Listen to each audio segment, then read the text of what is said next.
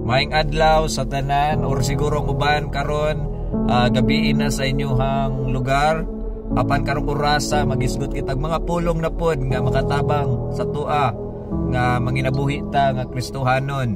Ingon pa sa Efesos 6:12, ang pulong sa Ginoo kay ang atong pakigbisog dili batok sa unod ug dugo, kung dili batok sa kagamhanan, batok sa pangulo sa tanang kagubot, batok sa mga espiritu nga dautan sa kahanginan. Kung atong sabton igsuon, nagpasabot kini nga atong kinabuhi dili lang puro pisikal nga away o pagsulay. Ang tinuod nga gubat espirituhanon nga bahin.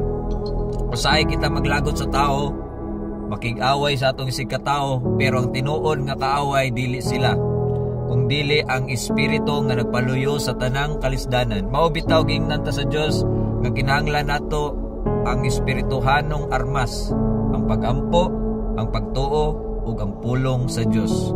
Kung makasinati ta og pagsulay, kasakit o kalibog, hinumdumi nga dili lang kini normal nga problema, kung dili usa kani ka espirituhanong pakigbisog. Ayaw kahadlok kay kita giatagan og kusog ug gahom sa Ginoo, aron makabarog kita og mutindog nga malig-on diha kaniya. Padayon ta sa pag-alagad kay pinaagi kay Kristo ang kadaugan atong makaplagan. Mga higala, likayi ang paglantaw sa atong isig katawo nga kontra.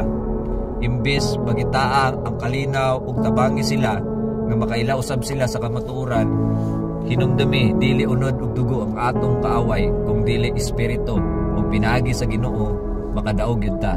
Kay dito pa lang sa krus sa Kalbaryo, gidaog na sa Ginoo sa matag usa ka nato. Igsoon, dasig lang, padayon diya sa gugma ug dalaygon ang atong